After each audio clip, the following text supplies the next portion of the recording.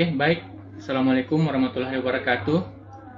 Terima kasih sudah hadir di pertemuan kita yang ketiga untuk mata kuliah Ilmu Lingkungan untuk program studi Teknik Sipil USN Kolaka. Nah, topik yang akan kita bahas pada pertemuan kali ini adalah ekosistem. Nah, ekosistem sebagaimana kita ketahui adalah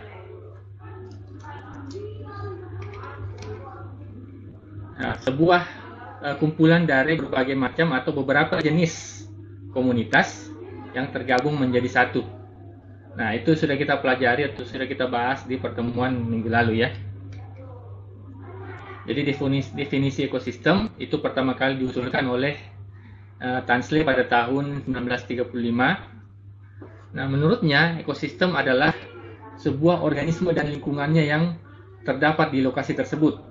Jadi hubungan antara organisme atau makhluk hidup dengan lingkungannya atau habitatnya.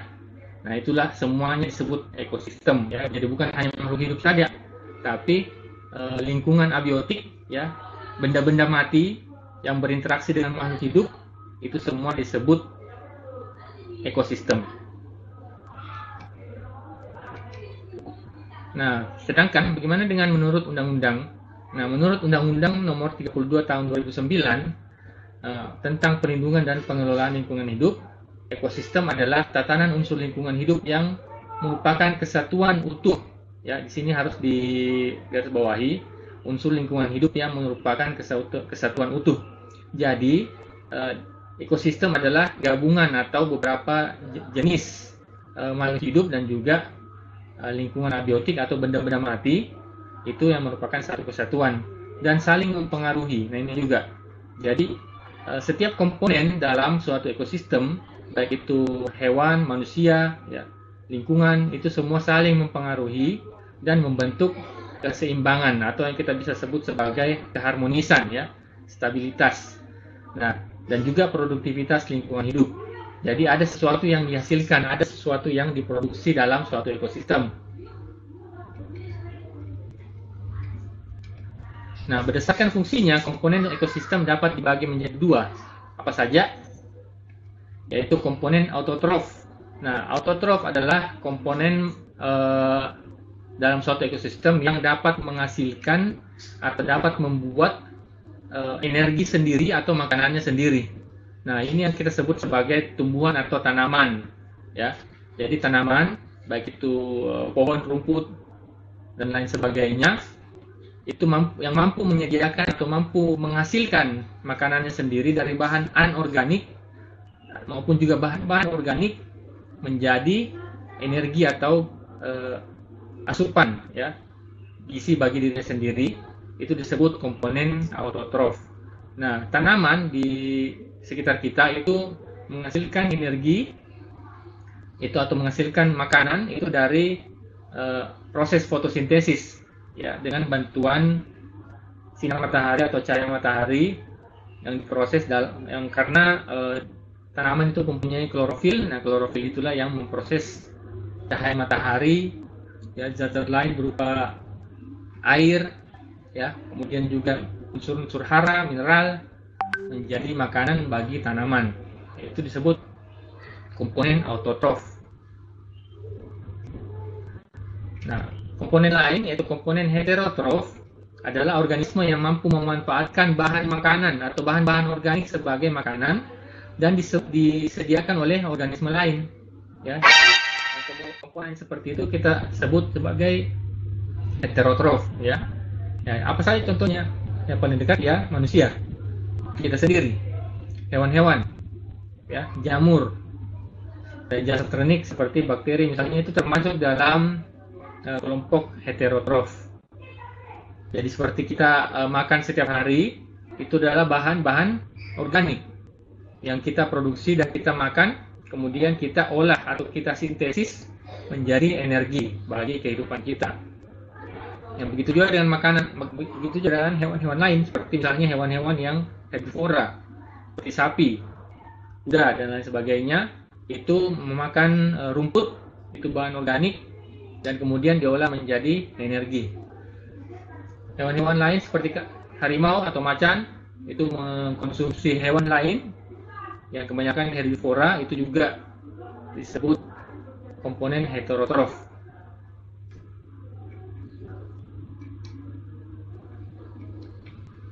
Nah, berdasarkan unsur penyusunnya, komponen ekosistem dapat kita bagi menjadi 4. Yang pertama, komponen abiotik, kemudian produsen, kemudian kelompok konsumen, dan kelompok pengurai. Kita akan bahas satu persatu, mulai dari komponen abiotik.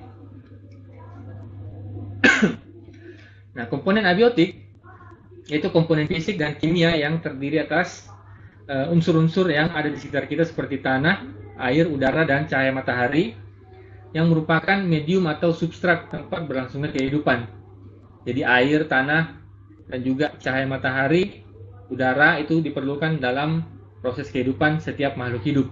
Ya, ada yang hewan ataupun tumbuhan yang habitatnya berada di dalam air, ada juga yang di atas tanah, di dalam tanah. Ya, cahaya matahari itu juga dibutuhkan, komponen yang penting bagi tumbuhan ya untuk memproses energi. Kemudian udara itu juga diperlukan karena hampir semua makhluk hidup itu butuh udara, oksigen ya. Kemudian komponen abiotik yang pertama kita akan bahas yaitu tanah.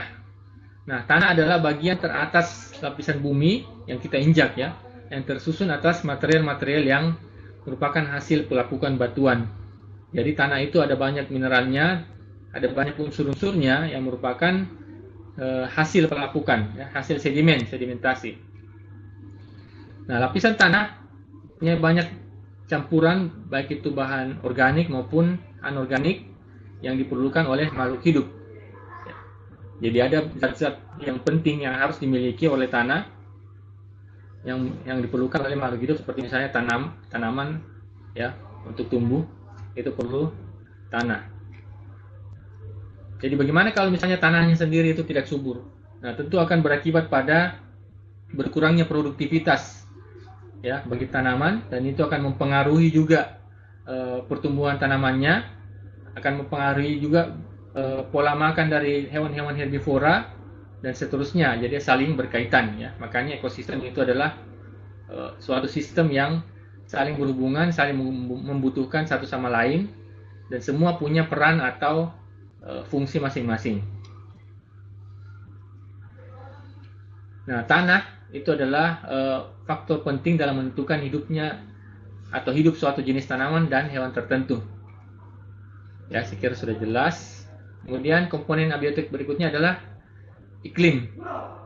Nah, iklim di sini harus kita bisa bedakan dengan cuaca. Nah, iklim adalah suatu keadaan cuaca rata-rata atau keadaan atmosfer rata-rata pada suatu kawasan tertentu yang juga berpengaruh terhadap cuaca pada kawasan tersebut ya. Jadi kita harus bisa bedakan iklim dengan cuaca. Iklim itu sifatnya lebih luas, lebih umum ya. Itu adalah kondisi cuaca rata-rata atau kondisi suhu rata-rata di satu tempat ya. Nah, iklim ini mempengaruhi kondisi cuaca seperti misalnya temperatur ya, kelembapan ya. Kelembapan artinya seberapa banyak air yang ada di udara, kemudian kecepatan angin, curah hujan, dan salju. Itu semua dipengaruhi oleh iklim. Nah, durasi sinar matahari juga begitu, durasi sinar matahari dan lain sebagainya. Maksudnya apa kalau durasi sinar matahari? Nah, dalam suatu kawasan itu letaknya berbeda-beda di bumi ya, di planet kita. Jadi ada satu kawasan yang misalnya kawasan utara, di utara seperti di Eropa misalnya, itu punya musim atau iklim yang berbeda tentu dengan negara-negara tropis yang berada di garis khatulistiwa seperti misalnya Indonesia. Nah, di situ bisa kita lihat bahwa durasi sinar matahari pada kedua tempat tersebut, pada kedua kawasan tersebut itu juga bisa berbeda ya, tergantung musimnya. Nah, di iklim yang negara-negara di Eropa, negara-negara di utara, itu bisa ada musim dingin, dan pada saat itu sinar matahari akan tidak terlalu banyak ya, tidak terlalu banyak. Jadi pagi dan siang dan sorenya itu lebih singkat dibandingkan di Indonesia ya. Itu contohnya. Itu kalau misalnya pada saat musim dingin ya. Nah, iklim juga berpengaruh terhadap keanekaragaman hayati suatu tempat. Nah, kalau kita membandingkan keanekaragaman hayati di iklim tropis dengan subtropis, misalnya seperti di daerah-daerah di Arab, ya itu tentu akan berbeda. Ya, semakin dekat atau semakin hangat suatu kawasan, biasanya juga berpengaruh terhadap seberapa banyak jenis tanaman atau hewan-hewan yang menempati kawasan tersebut. Ya, jadi ada iklim kita sebenarnya itu termasuk yang paling bagus untuk keanekaragaman hayati ya, karena kita menerima banyak sinar matahari ya di Indonesia, dan juga curah hujan juga bagus ya, tidak sangat subur lah istilahnya, sehingga bisa banyak jenis tanaman dan hewan yang hidup di negara kita. Nah, pengaruh lain yang bisa kita lihat dalam hal iklim terhadap komponen makhluk hidup, misalnya hewan-hewan berbulu tebal itu banyak ditemukan di tempat beriklim dingin atau bersalju, ya. Ya, seperti misalnya hewan seperti beruang kutub, ya, yang hidup di kutub utara, itu bisa kita temukan memiliki banyak atau memiliki bulu-bulu yang tebal untuk bertahan hidup di tempat beriklim dingin. Ya, jadi berpengaruh terhadap jenis-jenis atau bentuk dari hewan-hewan dan tanaman yang ada di tempat tersebut. Komponen abiotik berikutnya itu air. Nah, air di sini kita tidak bisa pisahkan dari kehidupan kita, ya, karena air adalah komponen pokok, ya, dalam menentukan aktivitas hidup organisme. Jadi air itu salah satu unsur paling penting bagi kehidupan. Ya, karena di dalam air bisa terjadi proses-proses atau istilahnya kehidupan, ya.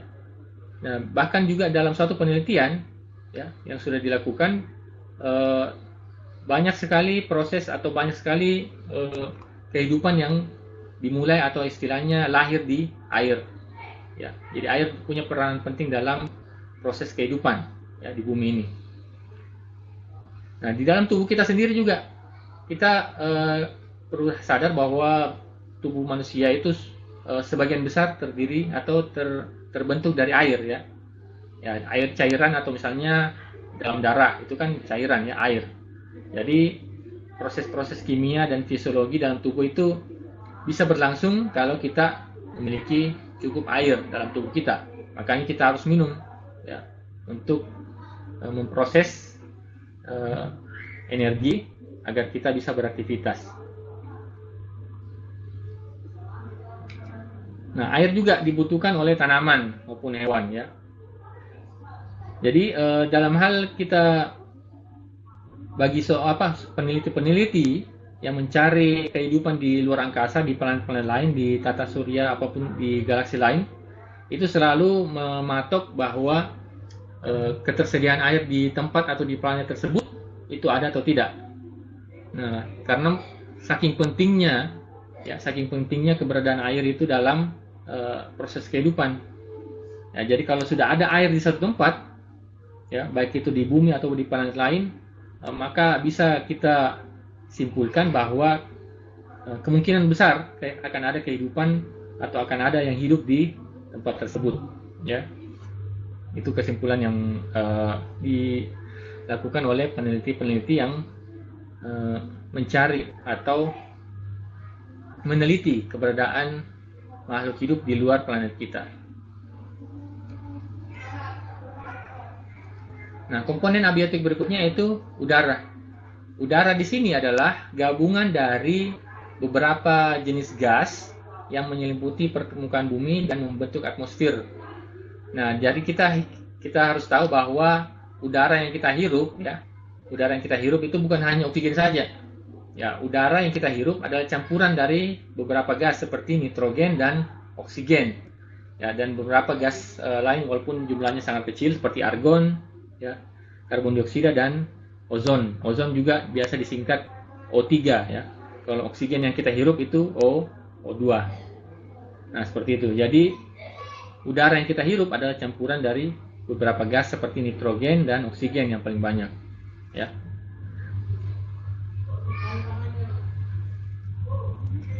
Ya, sebagian besar makhluk hidup itu membutuhkan udara, baik diambil secara langsung maupun disaring dalam air. Misalnya yang dilakukan oleh ikan, ya.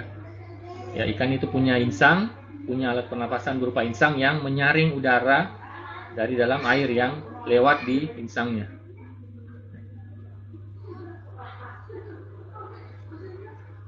Komponen produsen. Nah, komponen produsen adalah komponen atau organisme yang fungsinya adalah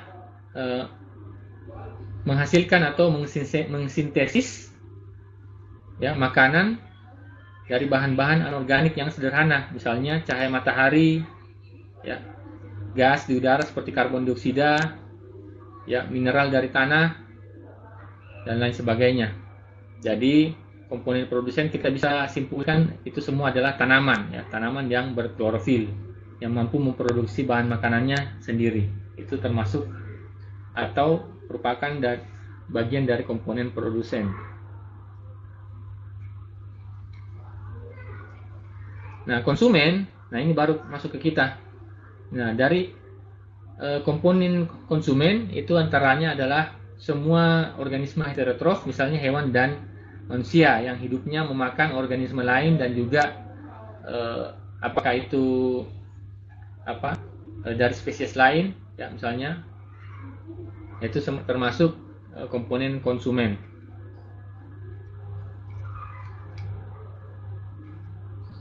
Komponen pengurai.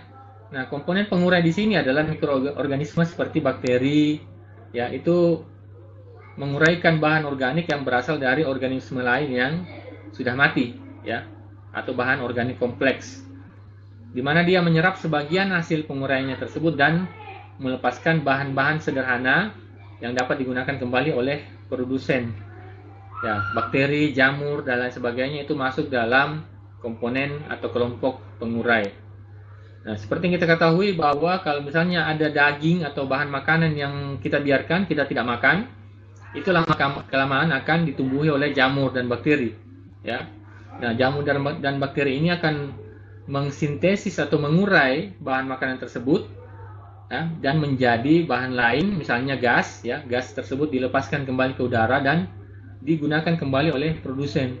Ya, yang bisa kita lihat dari dekat, ya, misalnya di tempat pembuangan sampah. Tempat pembuangan sampah yang kita maksud di sini adalah yang terbuka, ya, atau TPA, tempat pembuangan akhir yang memakai sistem landfill. Nah, di situ kita bisa lihat bahwa ada gas-gas yang dihasilkan, ya, berupa gas seperti metana, itu dihasilkan oleh proses penguraian dari komponen-komponen pengurai seperti bakteri dan jamur. Nah, metana tersebut, ya, dilepaskan kembali ke udara atau bisa kita manfaatkan. Jadi kita bisa manfaatkan sebagai sumber energi, ya. Jadi kita bisa gunakan kembali hasil dari penguraian sampah maupun juga bahan-bahan organik yang kita buang. Berikutnya jenis-jenis ekosistem. Nah, ekosistem ada bermacam-macam tergantung dari tempatnya atau lokasinya, ya, kawasan tersebut berada di mana di planet kita. Nah, namun secara garis besar kita bisa bagi menjadi dua, yaitu ekosistem darat dan juga ekosistem perairan atau ekosistem air. Ya, ini dua ekosistem utama yang ada di planet bumi. Kita akan bahas satu persatu. Ekosistem darat, ya, tempat kita tinggal sekarang, ya, kebanyakan dari kita tinggal di darat. Ada juga yang tinggal di pinggir laut ataupun juga di pinggiran sungai.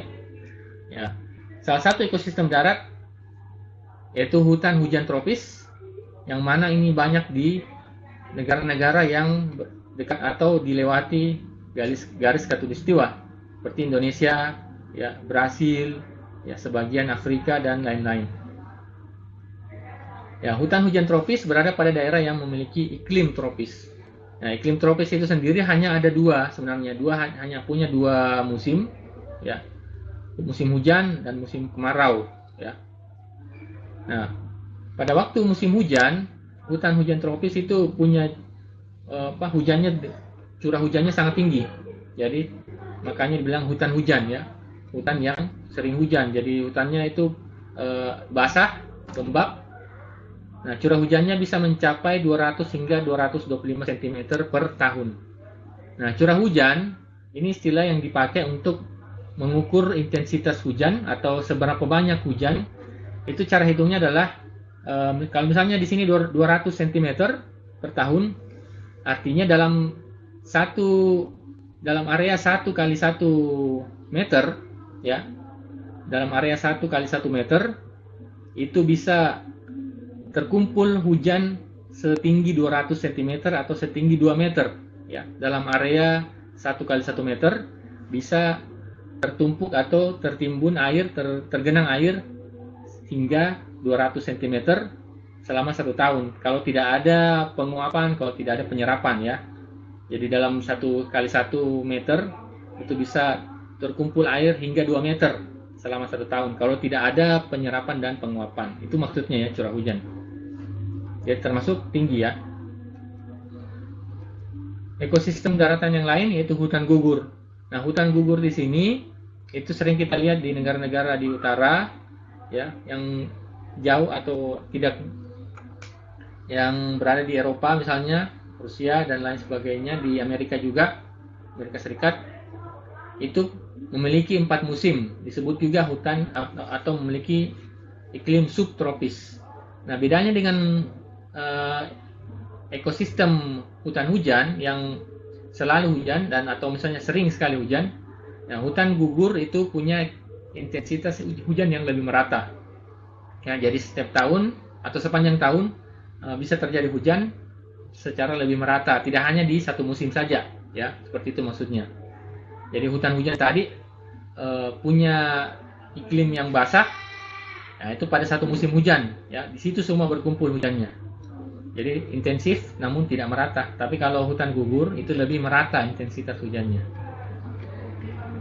Nah, karena berada pada daerah dengan 4 iklim, hutan gugur itu punya kemampuan adaptasi yang baik terhadap perubahan musim.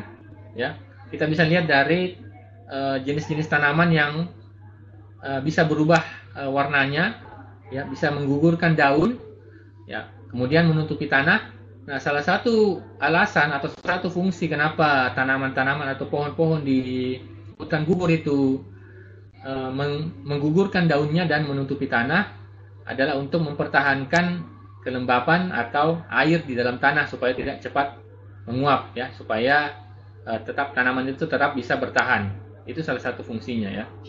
Jadi bukan gugur tanpa alasan, tapi ada. Itu adalah proses adaptasinya, proses kemampuan dia untuk berubah atau menyesuaikan diri terhadap perubahan musim. Ekosistem darat berikutnya yaitu padang rumput atau stepa. Nah, di sini pada padang rumput itu bisa kita temukan di daerah iklim tropis maupun subtropis, ya. Curah hujan pada padang rumput cenderung rendah, ya, lebih rendah dibandingkan hutan gugur maupun hutan hujan. Nah, karena curah hujannya yang sedikit, jadi tidak banyak pohon-pohon yang mampu hidup di padang rumput, ya, tidak banyak. Ada, bisa ada, tapi tidak banyak, ya.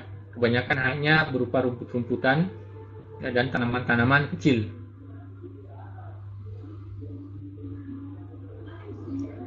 Ekosistem darat berikutnya yaitu savana. Nah, savana di sini adalah ekosistem yang bisa bilang mirip dengan padang rumput, namun bedanya kalau di savana itu curah hujannya lebih tinggi dibandingkan padang rumput, ya. Ini banyak kita temukan di daerah-daerah Afrika, ya. Dari savana itu banyak di daerah-daerah Afrika. Ini termasuk iklim tropis, ya, savana.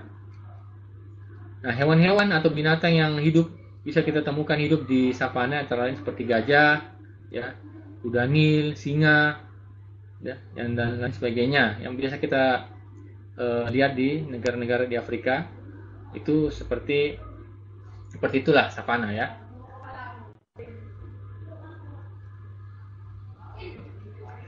Ekosistem darat lainnya itu taiga. Taiga adalah hutan yang di iklim subtropis serta iklim dingin. Ya, pohon-pohon yang ada di daerah ini itu kebanyakan jenisnya sama, ya. homogen, jadi sedikit variasi pada jenis-jenis tanaman seperti pohon-pohonnya, itu disebut taiga ya, hutan atau hutan taiga. Seperti misalnya di daerah utara, kalau ada kita lihat di negara-negara seperti di Jerman ya, di Prancis, di Belanda dan lain, dan negara-negara Eropa seperti itu punya hutan yang banyak, yang luas, namun pepohonannya itu biasanya cuma satu jenis atau dua jenis saja, seperti semuanya pohon cemara ya, dan seperti itu. Jadi itu disebut hutan taiga ya, termasuk iklim subtropis atau iklim yang cukup dingin ya. Nah, ekosistem berikutnya yaitu tundra. Nah, tundra adalah ekosistem yang berada pada daerah terdingin, seperti misalnya kutub utara dan kutub selatan atau Antartika dan Arktik. Nah, hewan-hewan atau tumbuhan yang hidup di daerah seperti ini itu tentu memiliki ciri khas seperti punya lapisan bulu atau kulit yang tebal sehingga mempertahankan suhu tubuhnya atau bisa bertahan selama musim dingin ya. Bisa bertahan di iklim yang dingin. Nah, kemudian jenis tanaman yang bisa bertahan pada daerah-daerah tundra adalah jenis-jenis lumut. Ya, hewan-hewan yang bisa kita temukan pada daerah tundra seperti rubah, rusa kutub, burung kutub, ya, yang hidup di air, misalnya ikan paus, ya, lumba-lumba, ya, anjing laut dan lain dan seperti itu bisa kita temukan di daerah tundra.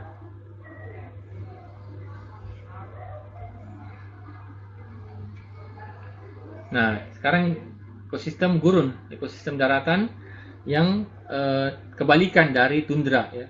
Kalau tundra tadi yang ekosistemnya itu cenderung sebagian besar sangat dingin. Nah, untuk gurun itu panas ya, terbalik. Nah, pada daerah gurun itu curah hujan sangat sedikit, hampir tidak ada ya, tapi ada, bisa hujan ya. Mungkin hanya sekali atau dua kali dalam setahun. Nah, daerah ini adalah daerah yang sebagian besar ditutupi oleh tanah berpasir yang tandus, ya, dengan pepohonan yang sangat sedikit. Ya, pohon-pohon yang kita sering lihat pada daerah-daerah gurun itu jenisnya termasuk pohon yang bisa menyimpan atau sangat besar kapasitas penyimpanannya untuk menyimpan air, ya, seperti kaktus, ya, palem, itu semua mampu bertahan di temperatur panas yang sedikit kelembapannya atau sedikit hujannya ya. Nah, pada siang hari suhu di gurun bisa mencapai 60 derajat. Nah, tapi pada malam hari bisa turun drastis menjadi 0 derajat. Jadi ada keekstriman di situ. Bisa sangat panas dan juga dingin ya.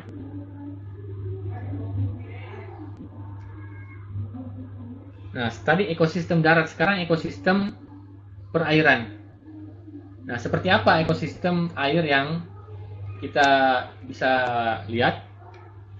Yang pertama, ekosistem air tawar. Nah, ekosistem air tawar sendiri itu tentunya ekosistem yang bisa kita bagi menjadi dua, apakah itu seperti sungai maupun juga danau atau berdasarkan keadaan airnya ya, air tawar. Nah, menjadi dua, yaitu perairan tenang maupun perairan mengalir. Ya, perairan tenang seperti danau dan rawa, itu karena airnya hampir tidak bergerak ya. Sedangkan yang bergerak yaitu seperti sungai dan air terjun. Itu termasuk ekosistem air tawar yang mengalir. Nah, berdasarkan daerahnya bisa kita bagi menjadi tiga, yaitu litoral, limnetik, dan profundal. Nah, daerah litoral itu termasuk daerah yang dangkal, ya, di pinggir sungai atau pinggir danau, yang masih mendapatkan sinar matahari dan juga dekat dengan daratan, ya. Kemudian daerah atau zona limnetik, yaitu zona di tengah-tengah atau jauh ke tengah perairan, ya, ke tengah sungai atau ke tengah danau, tapi masih mendapatkan sinar matahari. Ya, walaupun dia jauh dari daratan, ya, jauh dari daratan, tapi tetap mendapat sinar matahari. Kemudian zona profundal itu zona yang jauh di tengah perairan dan juga jauh dari daratan, ya, serta tidak mendapatkan atau sedikit sekali mendapatkan sinar matahari. Itu termasuk zona profundal, ya, untuk ekosistem air tawar.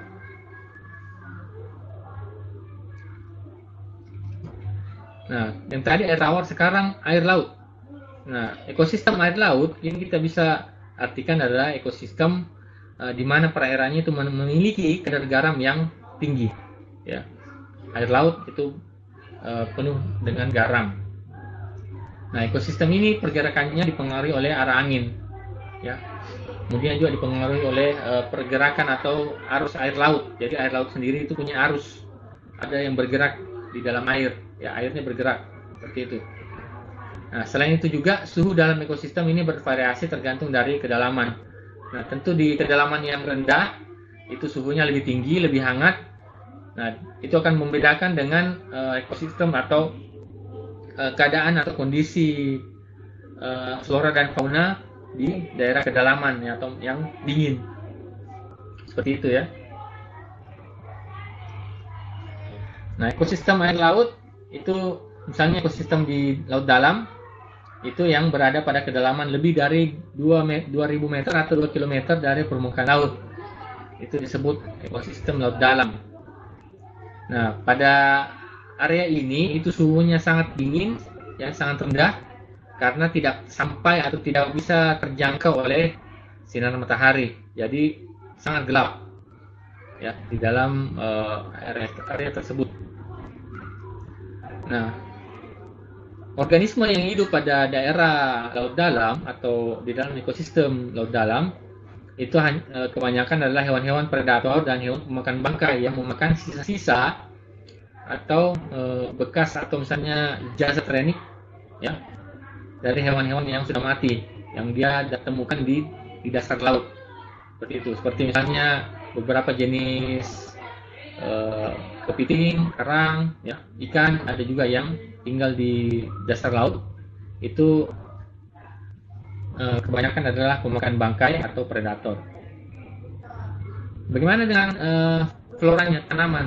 Ya, seperti yang kita ketahui, karena hampir tidak ada, bisa dibilang tidak ada cahaya matahari yang masuk atau mampu menjangkau area laut dalam, maka bisa dipastikan tidak ada hewan atau tidak ada tanaman yang bisa hidup pada kawasan ini, ya, karena tidak bisa berfotosintesis, karena tidak sampai sinar matahari ke dalam area tempat tinggalnya.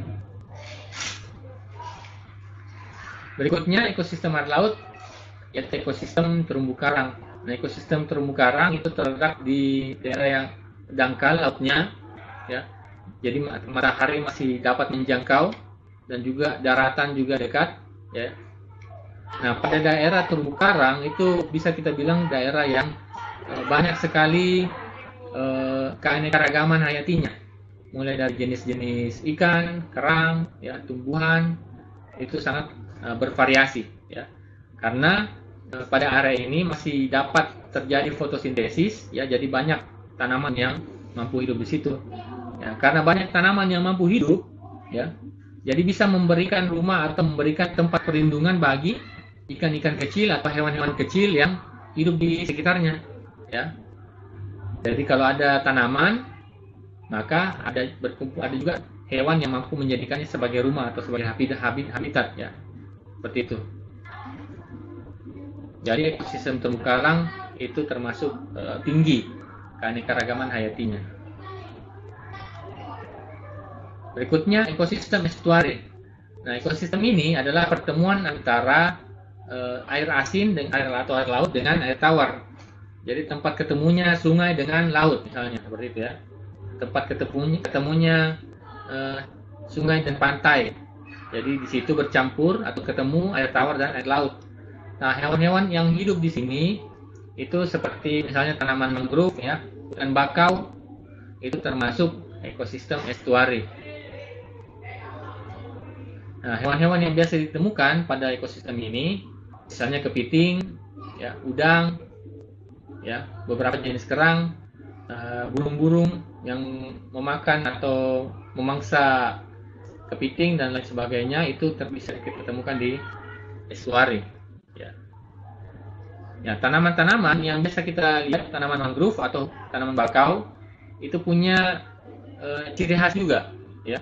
Jadi tanaman mangrove itu akarnya itu bisa naik dari permukaan tanah, ya, dari kemudian dia mencuat ke atas air, yaitu untuk mencari udara, ya, oksigen. Dia sifatnya lebih mencari oksigen, ya, dibandingkan air. Jadi salah satu ciri khas dari tanaman bakau. Jadi akarnya banyak mencuat keluar ke atas. Nah, salah satu juga ciri khas dari hewan-hewan yang hidup di sini adalah kebanyakan atau beberapa jenis, ya, itu hewannya bisa hidup di dua alam, bisa hidup di air, bisa juga hidup di darat seperti kepiting, ya, udang, ya, lobster dan lain sebagainya. Itu bisa hidup di dua alam, ya. Bahkan ada juga ikan yang bisa berjalan atau naik ke darat, ya, misalnya beberapa jenis ikan seperti itu, ya, bisa juga ada. Berikutnya, ekosistem pantai pasir, yaitu pantai yang kebanyakan permukaannya adalah pasir, ya, pasir yang lembek, ya. Jadi pantai adalah daerah pertemuan antara laut dengan daratan. Nah, daerah ini atau daerah pantai adalah hasil proses sedimentasi oleh air laut. Jadi pasir yang kita injak di pantai adalah hasil sedimentasi. Nah, hewan seperti apa yang bisa kita temukan? Ya, misalnya kepiting, kerang, ya, itu kita bisa temukan di pantai.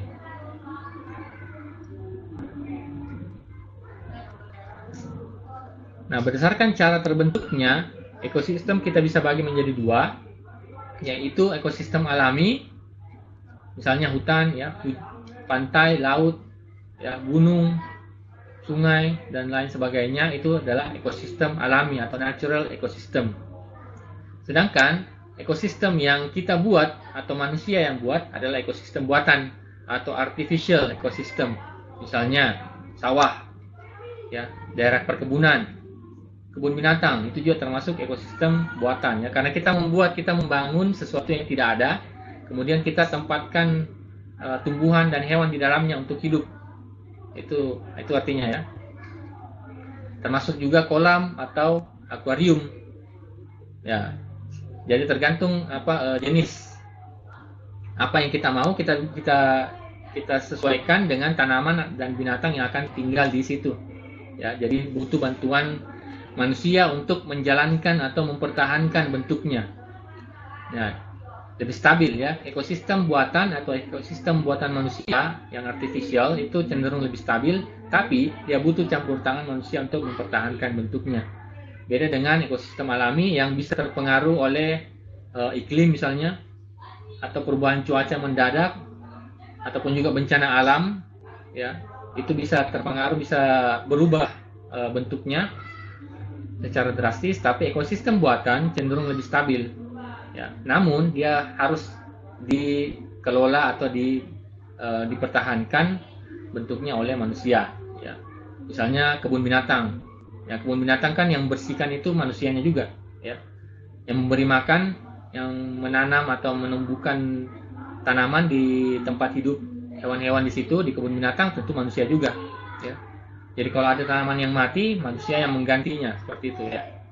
Begitu juga dengan akuarium. Akuarium kalau kita tidak bersihkan, lama-kelamaan airnya akan menjadi keruh, ya, akan menjadi kotor. Makanya perlu campur tangan manusia untuk membersihkan atau mengembalikannya ke kondisi awal. Ya, bisa dengan dibersihkan sendiri ataupun juga menggunakan mesin, ya, untuk memfilter atau menyaring kotoran di air, ya.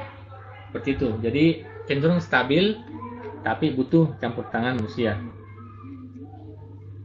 Berikutnya, hubungan antar organisme.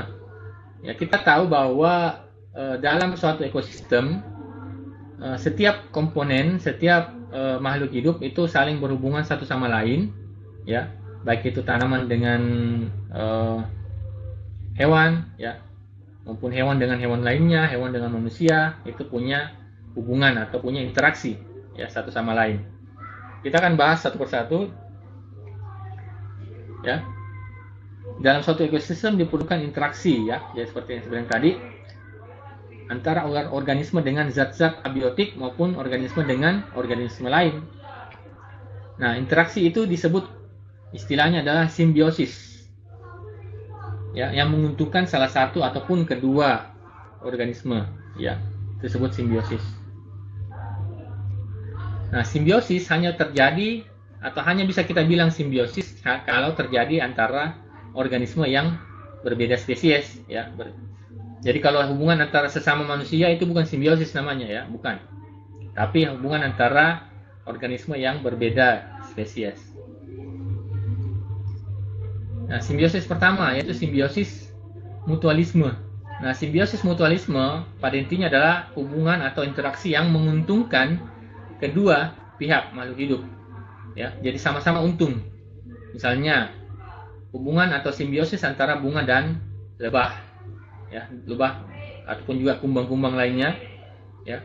Di sini bunga itu membutuhkan pembawa, ya, membutuhkan sporanya ataupun juga pembenihan itu dibutuhkan bantuan baik dengan angin maupun juga dengan lebah ataupun juga serangga. Nah, di sini lebah juga dia butuh madu yang dihasilkan oleh tanaman seperti bunga. Nah, jadi di sini pada saat lebah itu hinggap ke dalam ke bunga, itu dia membantu menyebarkan atau membantu proses penyerbukan dari tanaman atau bunga ke tempat lain. Ya, jadi saling menguntungkan. Ya, bunganya atau tanamannya untung karena disebarkan benihnya, lebahnya juga untung karena mendapatkan sumber makanan, ya, berupa madu atau nektar. Nah, simbiosis lain yang mutualisme seperti misalnya kerbau dan burung jalak. Nah, kerbau di sini dia diuntungkan karena dibersihkan atau dimakan kutu-kutu yang menempel di tubuhnya, sedangkan burung jalak itu diuntungkan karena mendapatkan sumber makanan. Ya, jadi diuntungkan satu sama lain.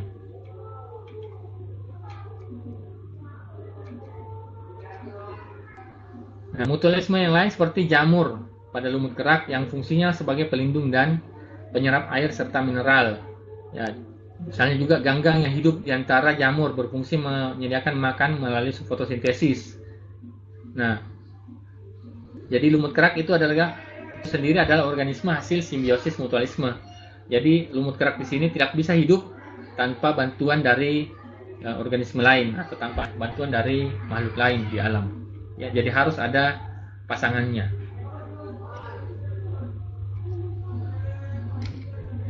Berikutnya simbiosis parasitisme.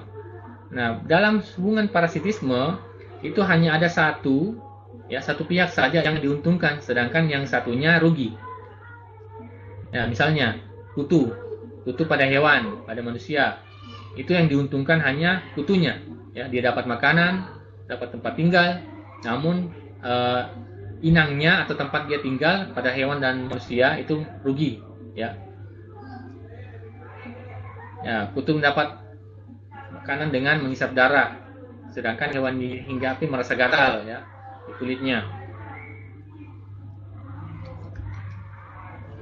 Contoh lain, misalnya cacing pita itu yang bisa ditemukan pada makanan pada bahan makanan yang kurang dibersihkan atau tidak dimasak secara sempurna, dia masuk ke dalam tubuh sehingga dia melekatkan dirinya pada dinding usus pada manusia. Nah, dan dia mendapatkan makanan dari situ. Nah, sedangkan manusianya tidak, dia dirugikan, ya, karena sumber makanannya, gizinya diambil oleh cacing. Nah, jadi cacing ini biasa masuk ke dalam tubuh manusia yang memakan daging yang tidak dimasak sampai matang, ya, jadi setengah masak. Jadi harus dimasak betul setiap daging agar terhindar dari cacing pita. Nah, berikutnya simbiosis komensalisme. Nah, simbiosis komensalisme di sini yang diuntungkan satu pihak, tapi pihak lainnya tidak diuntungkan dan juga tidak dirugikan. Jadi tidak ada istilahnya tidak diganggu, tapi tidak diuntungkan juga, ya. Sedangkan salah satu makhluk hidupnya, salah satu pihaknya itu diuntungkan. Misalnya tanaman anggrek dapat keuntungan berupa tempat tinggal, sedangkan inangnya tempat dia tumbuh itu tidak diuntungkan ataupun juga dirugikan, ya. Jadi seperti tanaman anggrek. Contoh lainnya misalnya ikan remora yang biasa ada di sekitar tubuh ikan hiu, ya, dia ikut kemanapun hiu pergi. Nah, dia tidak mengganggu atau tidak merugikan si hiu. Ikan hiunya tidak dirugikan. Nah, tapi dia untung karena dia untung karena dilindungi dari hewan pemangsa, ikan pemangsa lain, karena dia selalu ada di dekat ikan hiu, ya. Jadi ikan hiunya tidak terganggu. Ya, itu ikan remora. Jadi ikan remoranya aman dari ikan pemangsa, sedangkan ikan hiunya tidak terganggu sama sekali. Baik, apa yang bisa kita simpulkan dari pembahasan kita hari ini? Yaitu antara lain komponen ekosistem. Nah, komponen ekosistem bisa kita bagi secara garis besar menjadi dua, yaitu komponen abiotik dan biotik. Nah, komponen biotiknya kita bisa bagi lagi menjadi tiga. Ada kelompok produsen seperti tanaman, ya, yang mampu menghasilkan makanan sendiri. Kemudian ada kelompok konsumen, yaitu makhluk hidup yang harus